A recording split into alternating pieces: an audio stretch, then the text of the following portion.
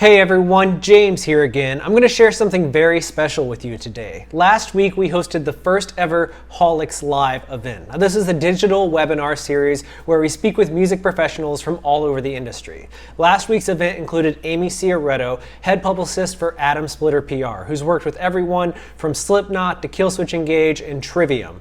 Second was Charley Bezer, publicist for Cosa Nostra PR, who recently helped Dance Gavin Dance reach #1 on the US album sales chart for their record Afterburner. And third, Maria Ferrero, a legend in the world of metal music PR, who's currently working with Lamb of God on their upcoming self-titled release. Now, all three of these people have never appeared on a panel like this before, and it's their first time appearing together. We speak about music PR, strategies for success in the music business, getting started in your own career, and much more. It takes about an hour to get through the whole thing, but because we're kind of new to the world of Zoom, we accidentally missed the very beginning. So I'm here to tell you that the introduction has just happened, and when you jump in, we're going to be in the middle of the first question and answer, and then the rest of it's just as it happened in real life. If you want to participate in one of these panels in the future, you can do so by visiting haulixdaily.com and looking for updates. Currently, our next Haulix Live event is scheduled for June 4th, 2020. It's going to be happening at 2 p.m. Eastern via Zoom, and it's absolutely free. So visit haulixdaily.com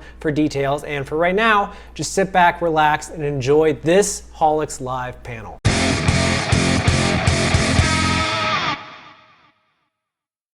We've had to shift campaigns, just constantly communicating with magazines, management, making sure timelines are shifting properly along with the artists. We're doing a lot of premieres, video premieres, track premieres, where we don't have tour press to do anymore. So bands are becoming more creative. How are they going to get the word out on their music? What are they doing, their activities? And then what are we doing to support their activities? Again, setting up premieres, servicing press releases. What I've noticed a lot since the pandemic, and I like it, I don't know if everybody's experiencing this. Some people are out of work. We're not out of work, but the pace has slowed down, and I kind of like it because I feel like before the pandemic, we were all like killing ourselves, shot out of a cannon every morning, out of bed, and like riding the horse high till 1 o'clock in the morning. And nobody can sustain like that. We're human, and we put our passion and our heart into what we do, but there's no way to sustain this like maniacal pace that we were at. And I feel like now things are a little bit calmer. There's more understanding. People are a little bit kinder. Everybody's more on a team, like really rallying together and at a better, more comfortable pace. Great. I've actually found quite the opposite. I've been busier during lockdown than I think I have been in like the past 5 or 6 years, and I think that's purely because I had bands that had album releases planned, Dance Gavin Dance, and then Asking Alexandria, and then we have the Palareal record coming out in a week, just over a week. So I've been flat out with all of that, and then obviously everybody wants to do things because they're now at home. So artists want to be doing, want to be making use of the time. And I think one of the most brilliant things that I've seen is the media having to get creative, because obviously they can't have artists go straight to them. They've had to start figuring out how to do streaming, how to do cool online content, creating other different types of content, which I think we as rock music press perhaps have been slightly behind the curve on other genres. And I think that's been wonderful. And also with that has come, I think, a want to support bands that outlets wouldn't generally support. So we've been able to get bands that are slightly smaller than maybe would be right for bigger outlets into bigger outlets, because bigger outlets are more into supporting people at this time because the tours are cancelled, etc., etc. I have to say the same, because I have not felt any slowdown. There's just been a shift in what we're spending our time on, because we had so many artists on tour, and because we get inundated with photo requests. I'm talking media outlets, and I'm talking portfolio. Just like it literally, it literally was eating up to the point where I was going to have to hire somebody just to process those requests. That's how many were coming in. And, this stuff has to be dealt with, whether it's a no or a yes or a sorry, we can or we can't, or we have to vet this to see what it is. because I don't believe in just ignoring an email, you know what I mean? Even though the volumes and dictates that you should probably do that, but it's been able to prioritize even better and focus on getting really creative. Album releases, like the August Burns record came out, and it was a total victory because it did amazing in a time when people are not working and people couldn't go out to buy records. Same thing with Trivium, and in this moment, those all came out. And we had the artists just talk to everybody, and it had the effect of people going, everybody's talking to August Burns Red and Trivium. We need to be talking to August Burns Red and Trivium. And the bands got the best press of their careers. You know, Matt Hafey's talking to, you know, TechCrunch. He's talking to all these gaming sites, Forbes, and August Burns Red is Revolver cover, Cheddar. Like everything that came down was just allowed us time to get really creative, get in corners, and you know, obviously we want our bands back on tour and getting all that coverage, but it's been nice to be able to like just the volume shifted a little bit where we were able to focus on let's get in there and get really roll up our sleeves and get really dirty and like just make stuff happen. You know, like I said, it's you know, the volume of requests just shifted into a different format for now. We know it's going to go back to how it used to be, and then we'll have to hire somebody that. I agree. I mean, the Lamb of God record was moved 3 times. So we had to work that album campaign 3 times. Yeah, like and over probably a longer period, which sometimes can mess up where you put your pegs in place. I can imagine that was probably very challenging. Yeah. So I like the pace. I love the space. We get to think, have time, and be more creative. I love it. Now, I've seen a lot of headlines about people being worried about, you know, consumers going for new music in this period. But, you know, Amy and Charley, you guys both have had a ton of releases come out in the last 2 months, and some of your most successful campaigns that I can think of in recent memory. Amy with Trivium specifically, and August Burns Red had a huge first week. Charley, you got that #1 spot with Dance Gavin Dance in U.S. album sales, but only narrowly after Trivium. So how? Yeah, it was neck and neck for the whole week. Congratulations again. Oh, thank you. It's for writing a good record. Do you think that it's a matter of? What do you think is the factor that's making people, you know, kind of go towards new rock and roll right now, whereas so many other genres seem to be struggling to get people, or at least feel like people don't care about new music right now? I think rock and metal fans as a whole are far more loyal and far more engaged. So I think pop and perhaps hip hop fans are slightly more, for want of a better word, disposable. The Dance Gavin Dance achievement was done with a purely digital release. They had no physical sales that counted towards that chart success, which is, excuse me swearing, fucking phenomenal. And they have the physical release coming out in July, on the 10th of July, and we're treating that like a second release. So there's going to be a whole bunch more activity around that. And I think, you know, it's an enigma with Dance Gavin Dance. Like they are, I pitch so hard for them at mainstream, and it's really difficult with them, but their fan base is just extraordinary.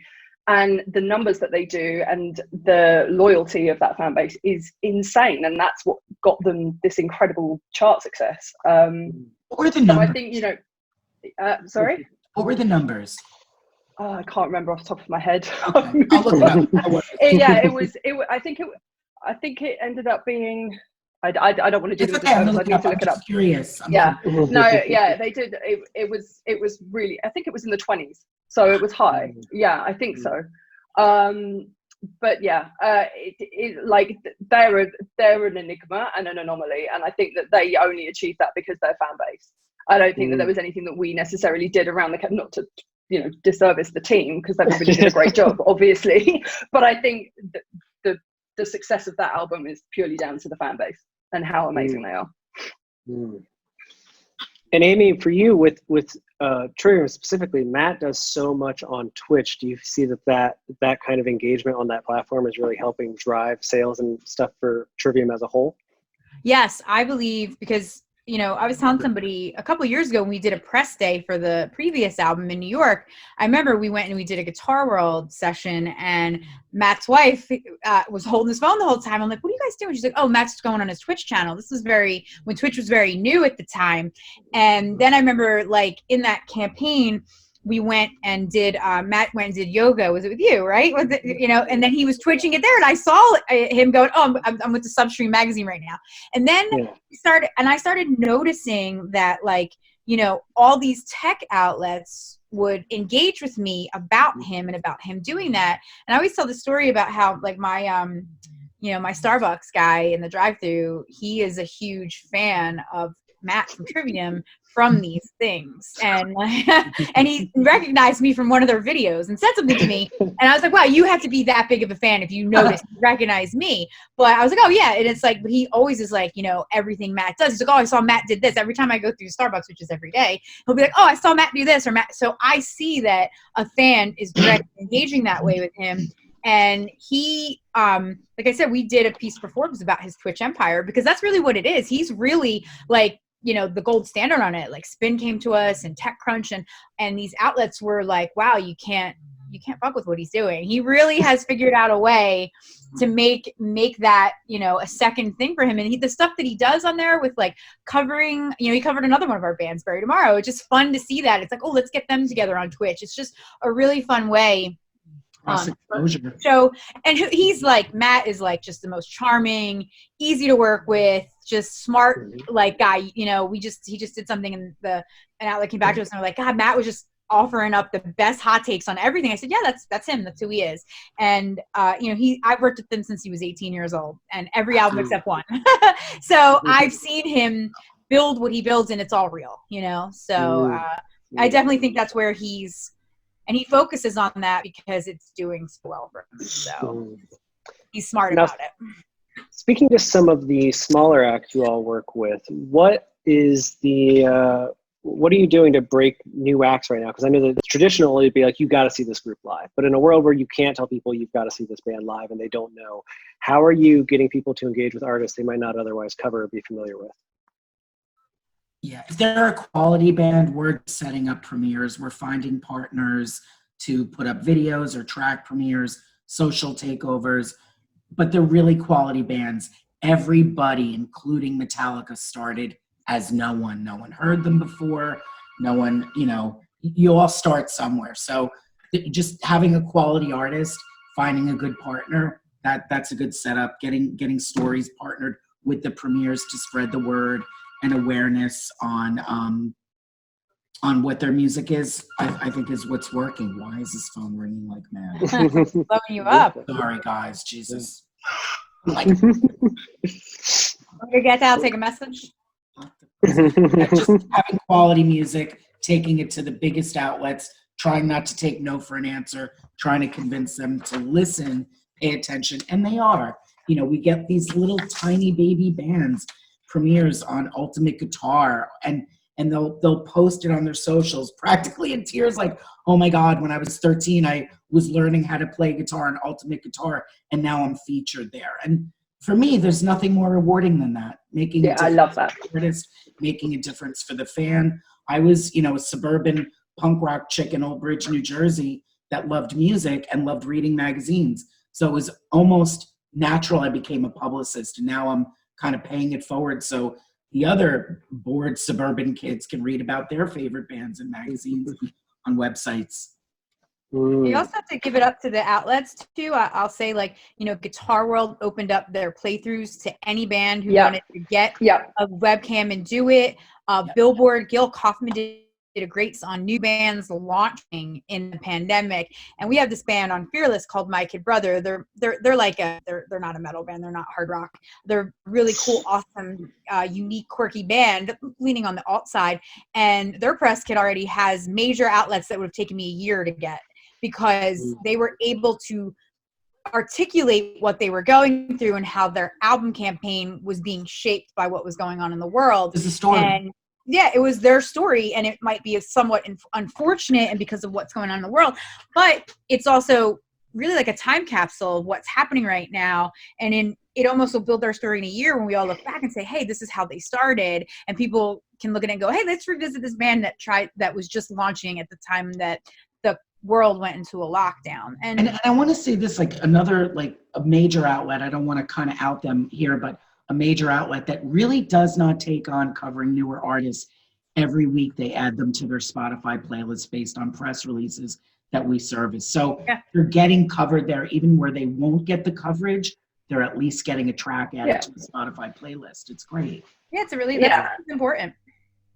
And, you know, people are opening up, you know, acoustic sessions recorded online and all that sort of good stuff. And I think, you know, even like Alternative Press, who are obviously very supportive, I'm imagining, of most of the bands that we all work with, you know, they have even extended beyond that, and, you know, will literally help wherever they can with everything that we're trying to launch. So I feel like, I think I said this earlier, but like the collaboration between the media and Publicists right now to try and support bands given the circumstances has really been quite phenomenal and heartwarming. Camaraderie is great. Yeah. It just forced everybody to get really creative too. And Absolutely. I like seeing that, because I've had to get really creative with pitches, and you know, and it's like, you look at something, okay, streaming, now everybody's doing it. Like now some bands are stepping into AR and some you know, like Crown the Empire just dropped a video with where fans can download you know, a hologram of the singer Andy and see how is that, like, are fans going to start putting that on TikTok? So it's been really, really fun to try to see how bands and the media are getting creative. I think we needed that. I think I think in our little corner of music, we needed that, because if you look at, you know, what other artists and other genres are doing, like the Travis Scott Fortnite thing that they just did is phenomenal. And I know obviously like Avenged Sevenfold have done things with Call of Duty and things, but like the Travis Scott thing is like unprecedented. And I feel like we as a rock community can do more in terms of like upgrading our creativity and our ideas to 2020. So I think this whole pandemic, we have time. It's slower. And it's kind of forced people to do it. But I feel like the pace is just so much more humane now. Yeah, it is. I mean, it's still busy, but like I said, like with the volume, you can kind of shift things around. Yeah. That's good to hear. Is there any one thing or a couple of things that you find to be particularly effective during this period? I know that Instagram Live was the big wave all at first, but the more artists I talk to, they seem to think, you know, it's the kind of thing you can do a couple of times and it works really well, and then it kind of falls off. So are there any placements or particular types of promotion you see artists doing that is actually having a really good engagement level or return on investment for them? I feel like the quarantine sessions that they're putting up, you know, they're getting a lot more YouTube plays than they ever have before. And just partnering again with other outlets to share information, new tracks or whatever. I think what I've started to see is bands doing things with other bands on like an Instagram Live, like into like one member of one interviewing another. And I think that is starting to get good traction. And I think actually for fans, that's probably even more interesting than a journalist interviewing someone in a band, because two people in a band, it's such a realized experience between two people. I think that's really cool that the guys that make the music are actually putting themselves in that position. Charley Bezer from Anthrax, he's doing some great ones on Instagram. Yeah. I love that. No, I personally really like the people that are turning Instagram into a show of sorts, not really just a performance, but I get to watch them interact with their fans. Or that's always a good one when you see someone talking to a fan who's like crying because they got to have that FaceTime moment that maybe otherwise happen. Let's talk a little bit about the business of music outside of quarantine. We don't want to talk about that this entire time. So something that a lot of people have reached out in advance of this event taking place. I got a bunch of emails from people who may be watching right now. I assume they wanted to make sure this question got asked. Everyone wants to know, what is the best way to build a good relationship with publicists, especially for smaller outlets? Because I know, having come from that world myself, I know what it's like to be at a website no one's ever heard of, asking for time with somebody that they know is going to get in Revolver and all the big names. So what's the best way to get into a good relationship with you guys? Honesty. Just and us being honest back, like, we're limited management label. They quantify what we do, so we can't set you up with this, but let's stay in touch to see how you grow. And also when we have baby bands, let's get some things set up. It's going to be good practice for you. You'll build your sites portfolio. It's great practice for the artist as well. And I think just being in communication, don't be a liar, don't be a pain in the neck. Don't be a punisher. That's my favorite word. 100%. Do not punish me. It's the same thing no matter if your parents tell you or I tell you or your friend tells you. no means no.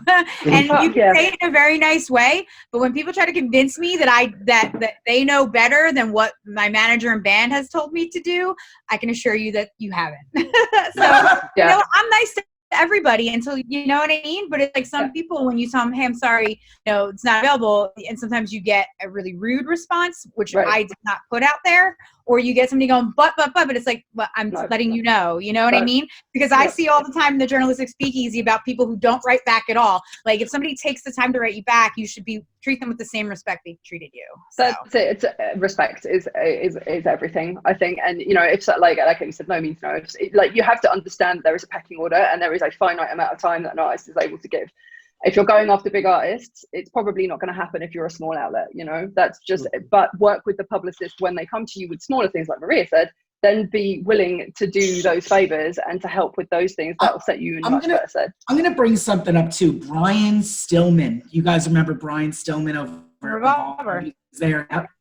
He reminded us years ago when he was still at Revolver. He goes, Maria, I had a fanzine back in the day and I called you up to interview Ministry. And you asked me what was my circulation for this print fanzine in the 1990s.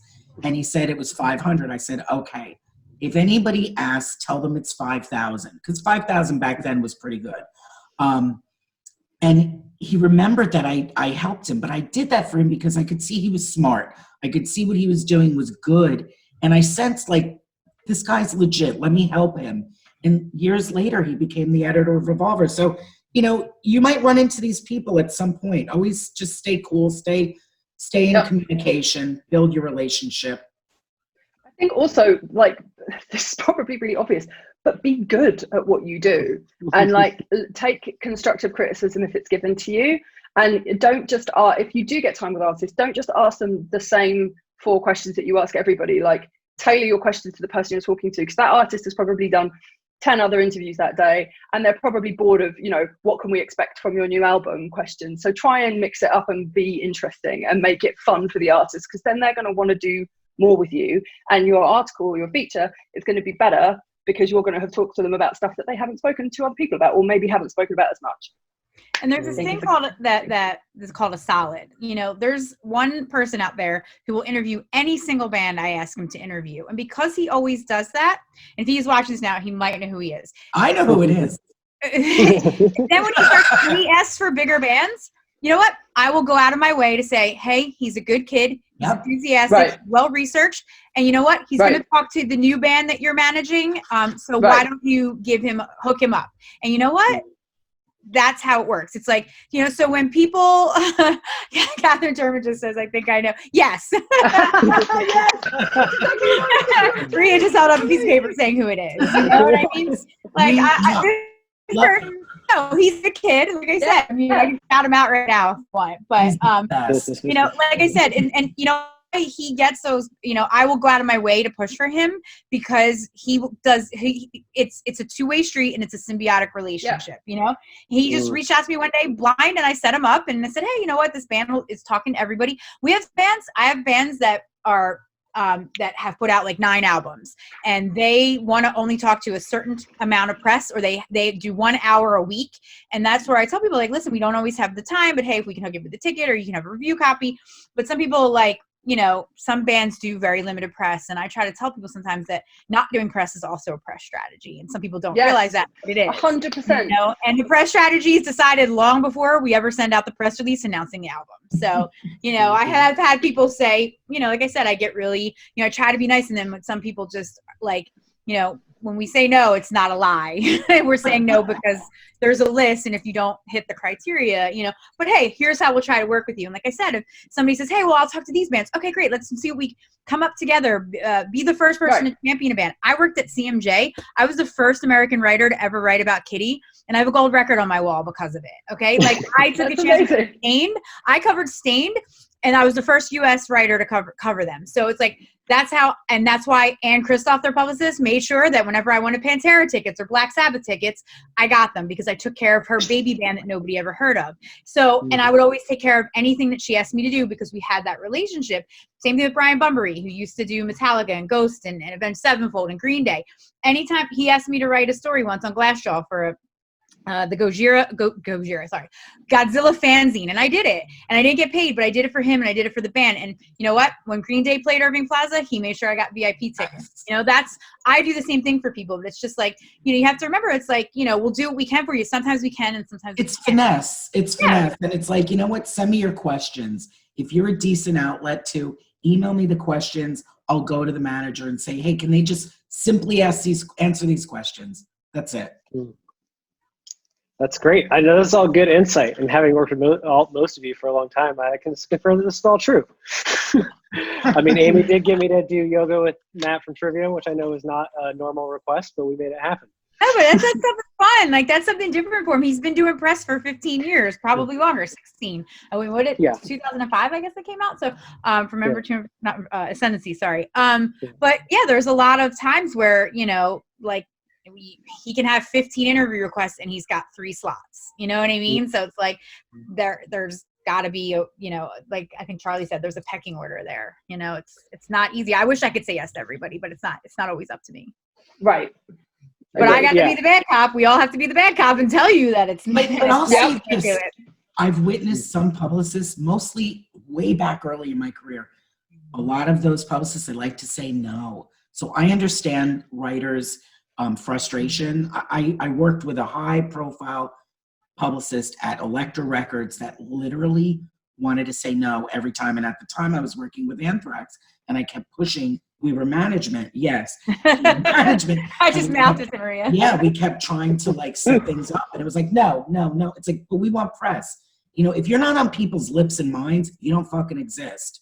And that's what good PR has to make happen. Make people think about you, see you, speak about you, awareness. That's what it is to me.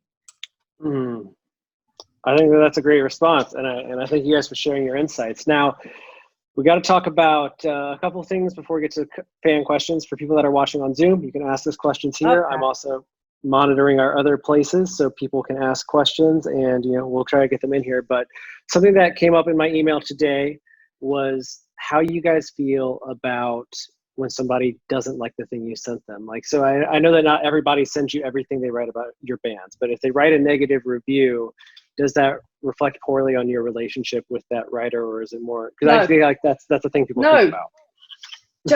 Journalists are there to have an opinion. That's the whole point of journalism. It seems like that's the point. And I actually feel like recently, you know, as sales are dwindling and people are moving to free online content and magazines rely more and more on ad money, the people that buy those ads are able to lean on the journalists and influence their opinions. And I think that's really wrong. I think journalists should be able to be honest and critique something, because if everything's great, nothing's great, you know? I don't mind if someone doesn't like I was very passionate. I was very passionate. I always am. But when I was younger, at Megaforce Records, I signed Testament, and their first Kerrang review written by Stefan Chirazi. And it was but it was not a good review. I called him up. He was in San Francisco. It was like 7 a.m. I didn't give a shit. I called him up and I was like, what are you writing? What are you saying? What are you thinking? Because I was so passionate about that band. I was also, 22 years old or something. So I just didn't know the decorum of how to handle this. But to this day, we're still friends. He's like, I never forgot that you called me, woke me out of bed, giving me all this shit hard time at that Testament review. But, after that, it's what you do after that. You could do something maybe wrong. Like that was wrong of me to do. It's what you do after that that's really important, I think, too. You could also look at I was asked about this in a Billboard article because Attila used to get really bad press, and that was we did a quote sheet on About That Life, and it was a quote sheet of all the bad reviews, and we sent that out to people because they were epic. And when I started working with the band, it was they were getting really bad press in small outlets, and then we kind of turned the tide where it was then they started getting good press in big outlets. It was a weird trajectory. And then we started getting good press in metal outlets that were trashing them. And then we started getting good press in those small outlets. So it was a weird trajectory. And we just did that by kind of not giving a fuck, which that's how Franz was. We just were able to get think pieces. It was just required one person it was Ian Cohen for the hell was it for? I forget where it was, but it was a Deadspin, just to take the opposite opinion and say, hey, maybe they really are trolling us all. And that was all we needed to send out to people, you know. Same thing with Insane Clown Posse. Like, I'm sending out to big mainstream outlets a list of press that's the Atlantic, the Guardian, all this positive stuff, the New York Times, you know, the New York Post, TMZ, you know, CNN, all these great pieces about people saying, look how much they care about their juggalos. And it's working. Like, they're getting looks that like are beyond, you know. And you're working Insane Clown Posse? Yeah. God bless your heart. They're amazing. They are so professional. They're They've amazing. gotten to that point, then bravo. Yeah, it's very it's been really amazing to like see, like, up. you know, they just did a I've got a file on you piece for Stereo Gum, which is like, you know, like Connor Oberst of Bright Eyes gets that kind of feature. So and it was, I read it and I was so enlightened and educated on how to pitch them even further for big pieces, like bigger than that. So I just think like bad press sometimes can lead to really good press, and we saw it with like Franz from Attila. I mean, it was like it was like like I was like, what did I get myself into? Then you'll have like a band like Killswitch Engage, you could just Adam can fart on stage, and you know everybody says it's like Grammy. Yeah. You know, he's the best. Like bands that, like, no matter what they do, everybody is always going to love them just because who they are and because they make amazing music. So it's like fun to see like the polar opposites there. I was impressed with how much great press the Juggalo postponement got. I was very proud of you in that moment. It's very, like, just like, you know, it was done the right way. You know, it was like Trump should take a look at how they did it. I know that sounds ridiculous, but it's true. I think I saw that headline. I think it was the Atlantic who pretty much said that. All right, let's take some questions from the audience. We have Vicky from the UK wants to know, what is your top tip for getting started in PR for music? They're a graphic designer and marketer who has a huge passion to promote music that they love. So I feel like they have the basics here. So what's the next steps? I would say get work experience. Get work experience, get comfortable with being constructively criticized, learn everything, do everything with good grace. Like, everybody had to start with do the shitty jobs. Like, I've had interns that have been amazing and have gone above and beyond. And I've also had interns that have complained at the fact that they've had to do, you know, the stuff that, you know, we yeah. And I would never employ that person, even if they had good relationships or whatever. Like, it's all about attitude. And I feel like get really familiar with the media, really familiar with it, who writes about what, when they write about it, etc., and you know, really know your audience of who you're trying to, you know, who you want to PR and how you're trying to PR them. Good answer. I also tell people, and I always tell people this in the very beginning, you have to accept that doing PR is a lifestyle. It's not a job. Yes, because 100%.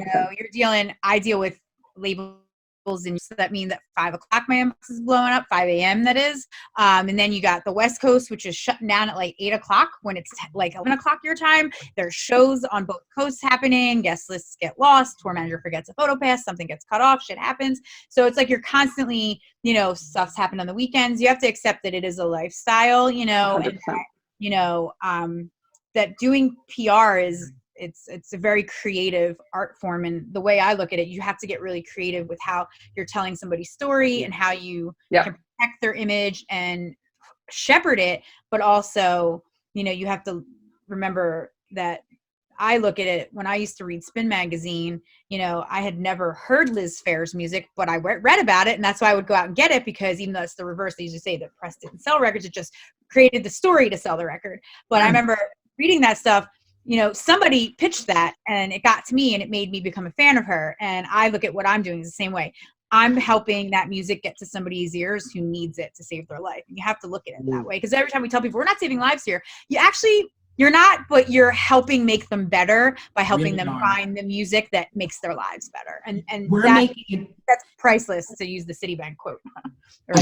We do make such a big difference, and it will touch people that we'll never meet.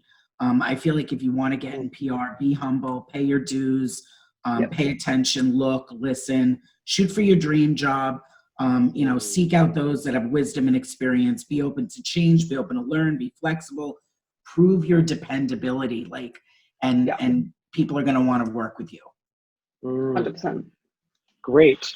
Well, up next from the great Shandan Haran, we have how important is brand or charity partnerships within an album rollout premiere plan? Do they matter?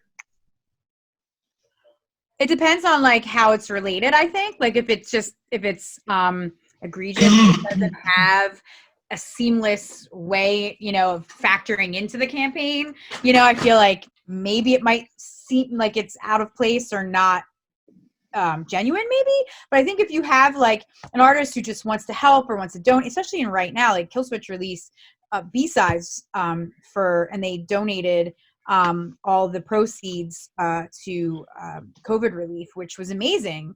And I think that made sense because the way they rolled it out and the way they wanted to do it on Bandcamp. But, you know, if that wasn't the case, like if it wasn't the case that there was something going on, if they have a charity that's really near to their heart, maybe if somebody is really passionate about mental health because they lost somebody to mental health issues and that's part of their story, yeah, that's great and that makes sense. I think it just has to be a seamless and element of the campaign that connects. Everything's kind of like, you know what I mean? If it's just like, oh, here, we're donating money to this because it needs to be authentic. For sure. It can't be for a story.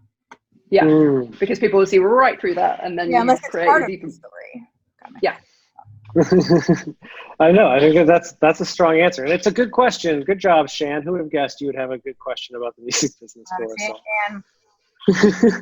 All right. Well, our friend Jeremy Safer wants to know what is the biggest hits and misses of your PR career? Oh boy. Oh God. I think the biggest, I'm going to speak for mine. The biggest hits for me, Testament, Anthrax, Lamb of God, Ministry. You know, they were on the cover of every single magazine when I worked Ministry. So proud of that because they came from Wax Trax Records. They sold 63,000 copies. A lot of people did not know who they were. And I feel like, and I was a huge fan that I introduced them to a lot of people. And it just felt great. John 5, we just ran some killer campaigns for him. So I think that was a big one. Lamb of God, definitely.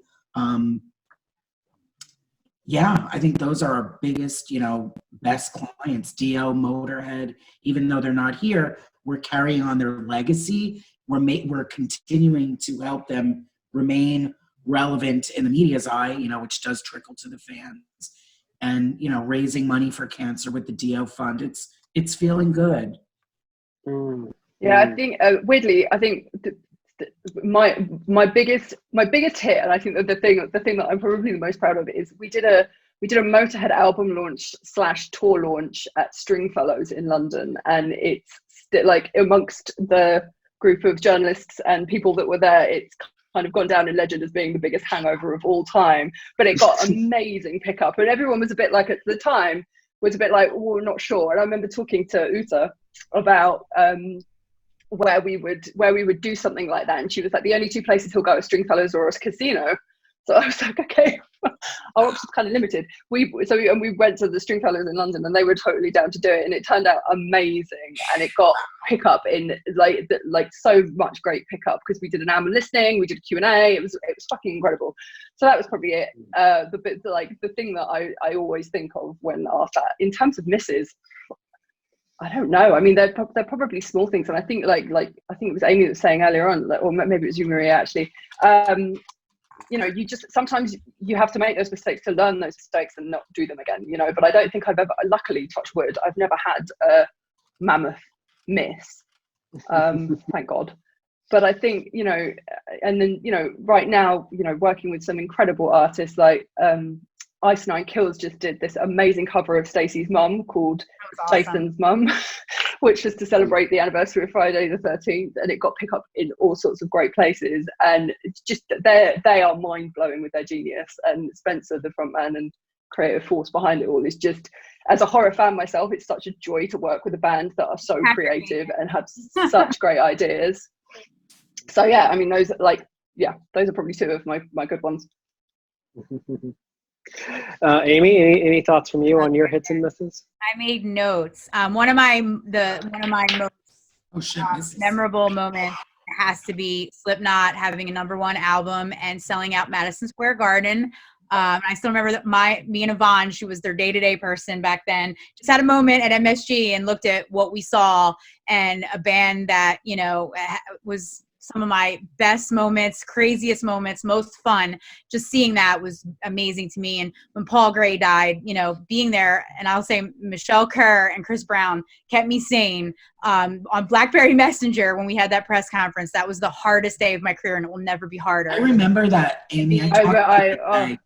You know, and Michelle Kerr and Chris Brown kept me going because I was literally on the verge of a breakdown because somebody I cared about died, and watching people who are my family in pain. Corey Taylor, like I said, I get choked up thinking about it because just knowing how the pain that they were going through, that was the hardest day of my career.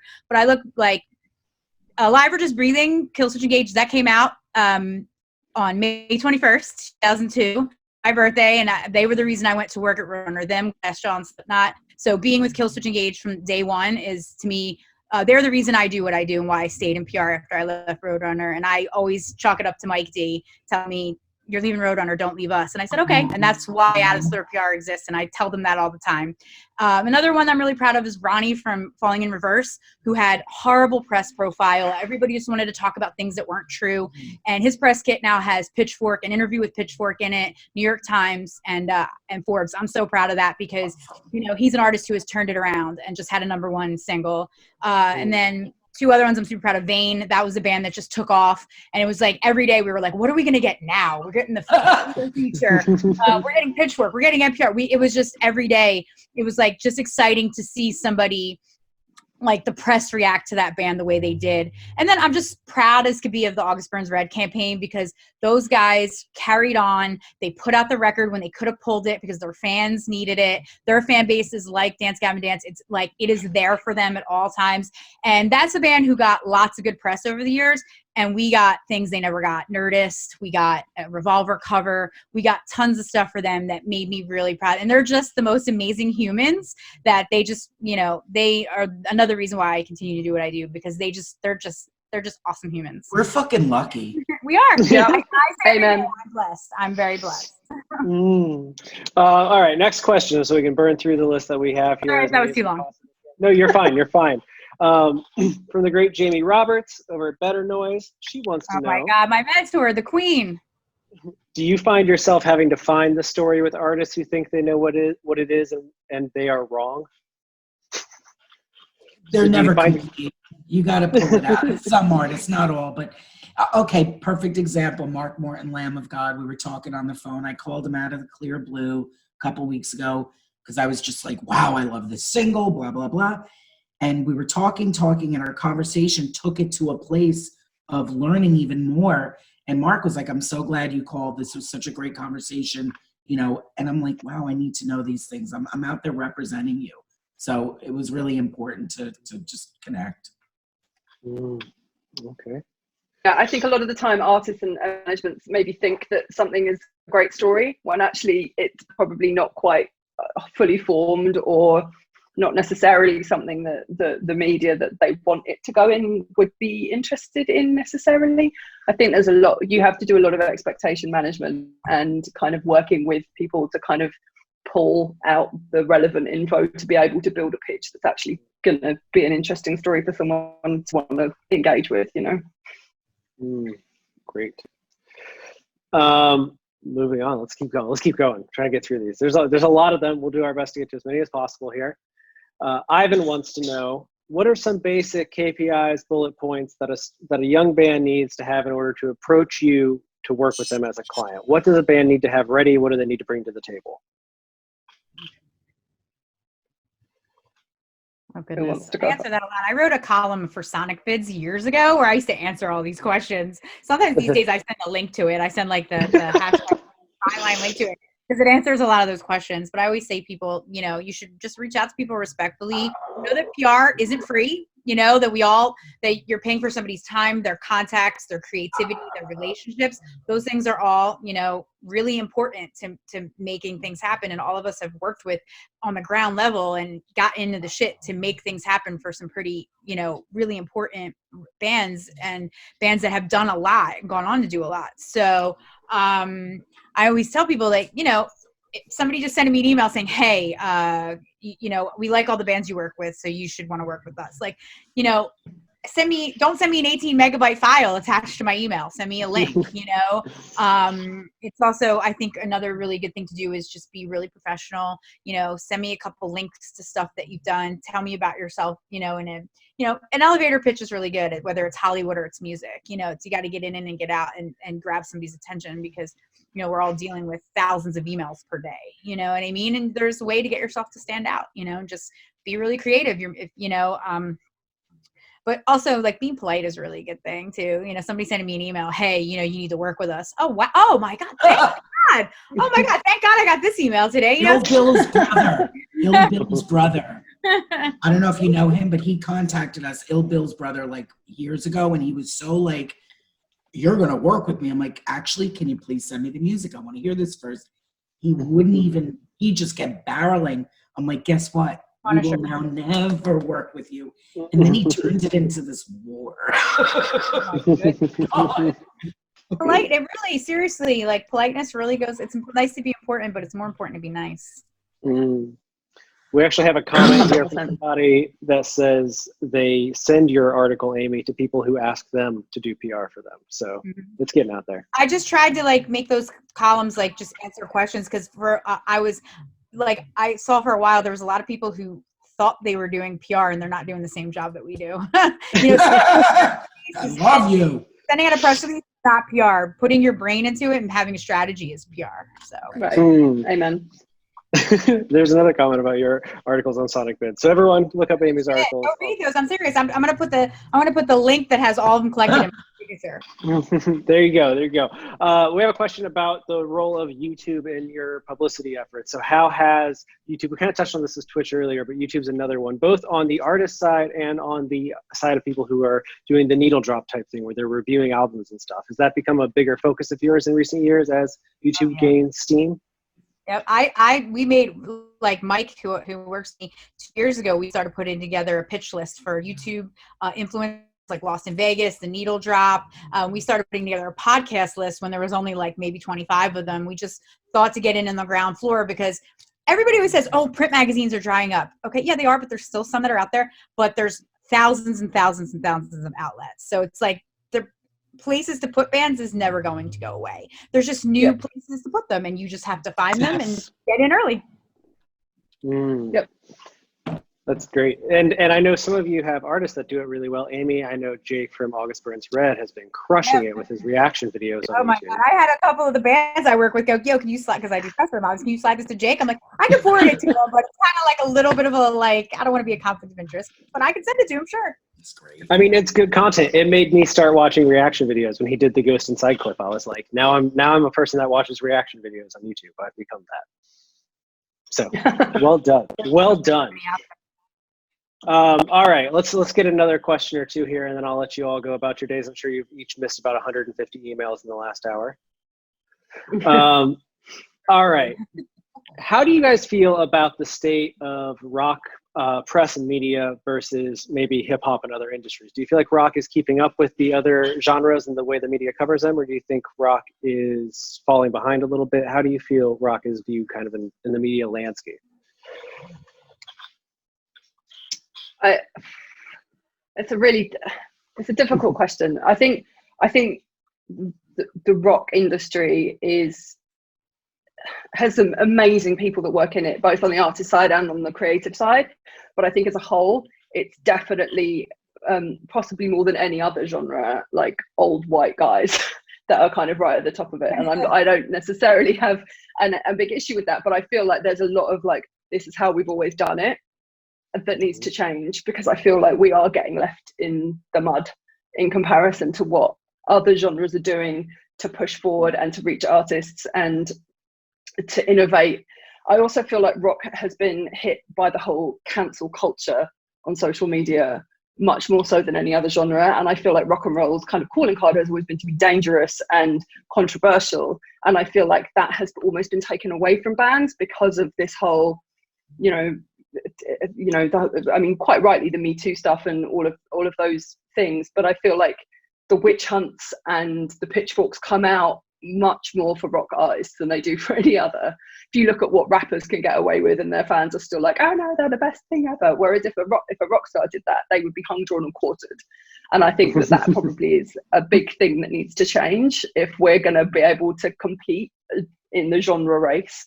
Like, let rock and roll be dangerous. Let those people be controversial figures. Look at the 80s. Look at, you know, what people were doing then and how fucking terrible it was. But people adored them still, you know. And I feel like rock and roll needs to have its danger brought back a little bit if we're going to compete.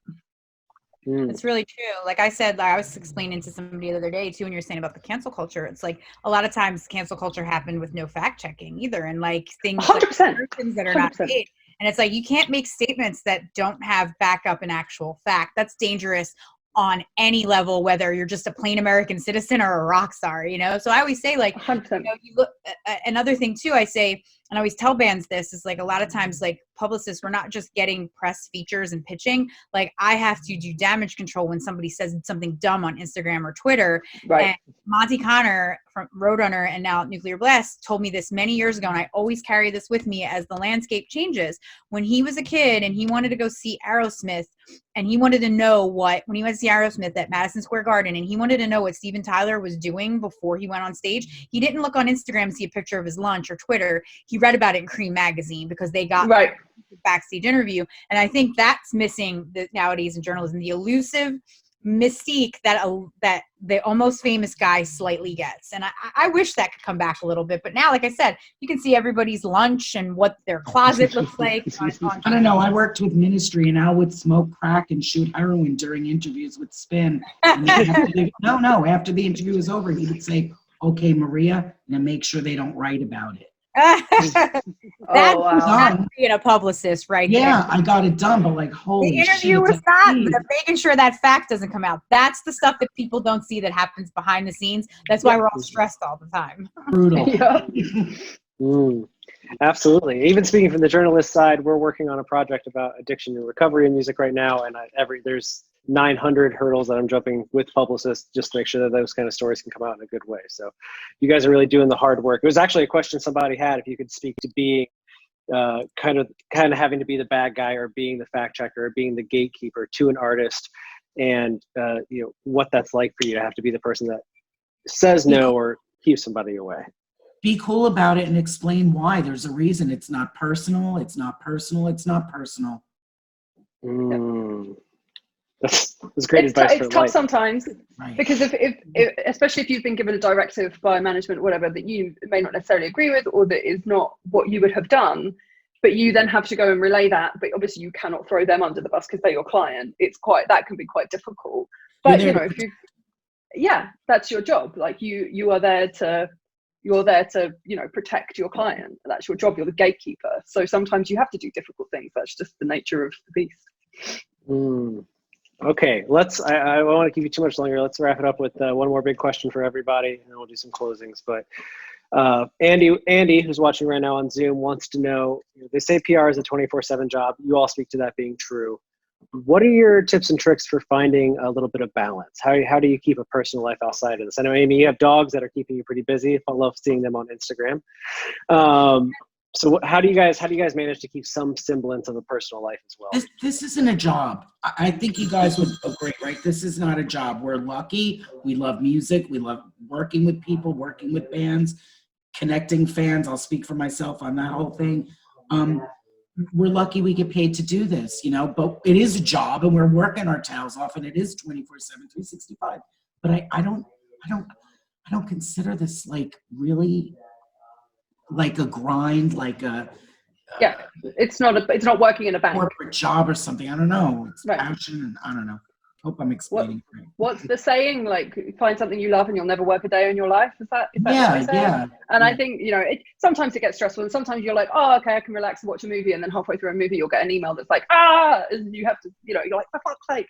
But ultimately, you know, that's what we all signed up for, and that's kind of, you know, I feel like there's nothing thing that beats getting an artist a placement or a feature that they want, or on a cover, or that feeling, like Maria, you were saying earlier, when they're like, oh my god, like I've read this my whole life and I've never been featured here before and it's amazing, like that feeling. And when fans write to you to tell you that they love your band and it means so much to them, and if you're able to do like a Make-A-Wish, or Palais Royale did an amazing Make-A-Wish last year, and when I read the email I was like in hysterical tears because it was so lovely. Like those feelings are incomparable and make all of the bullshit way worth it. Yeah, the good always outweighs the bad. 100%.